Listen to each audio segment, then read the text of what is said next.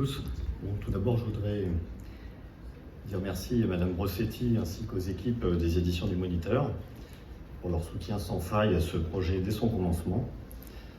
Comme vous l'avez compris, cet ouvrage a pour ambition d'interpeller les pouvoirs publics à l'importance de ces enjeux sociaux et sociétaux, car l'économique est avant tout la traduction d'une notion fondamentale, la rareté.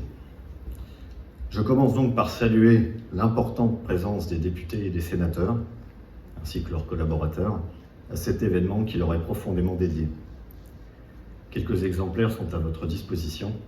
N'hésitez pas à les récupérer auprès de Laurence Frugier ou Raquel Silva. Mais cet ouvrage est plus globalement dédié aux personnes qui sont sensibles à l'économie de projet, et en particulier les maîtres d'ouvrage et leur direction financière, pour qu'ils s'emparent également de cette question essentielle qu'est la maîtrise économique de leurs opérations, qui sont trop souvent déléguées au seul métier de la conception.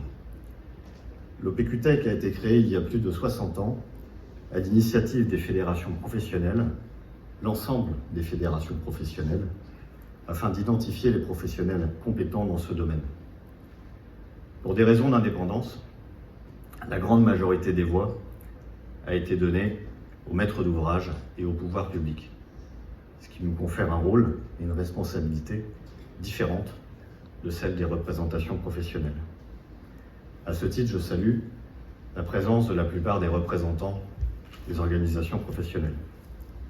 Mais au-delà, le développement des méthodes et des techniques de l'économie de projet confère également aux économistes de la construction une importance majeure et des responsabilités nouvelles qui évoluent avec le temps rapidement, dans des rôles de conseillers indépendants, et c'est ce qui explique l'engouement pour ce métier dans de nombreux pays occidentaux. J'en citerai quelques-uns. 25 000 quantity surveyors en Angleterre, 40 000 à Paraderos en Espagne, 20 000 ingénieurs spécialisés en Allemagne, sans compter le développement fulgurant aux États-Unis et en Chine. Cette distinction des autres intervenants à l'acte de construire participe du succès de notre profession, car l'indépendance nous offre la capacité d'être au service de tous, mais aux ordres de personne, afin de garantir l'impartialité de nos conseils et de nos jugements, et de répondre à l'exigence de probité du siècle dans lequel nous vivons. Je laisse maintenant la parole à David Lisnard, président de l'Association des maires de France, qui est membre du conseil d'administration de l'OPQTech, qui n'a pas pu être présent physiquement aujourd'hui, mais qui a tenu à faire une allocution, puisqu'il est l'auteur de la préface et un des soutiens très actifs de l'OPQTech. Je vous remercie.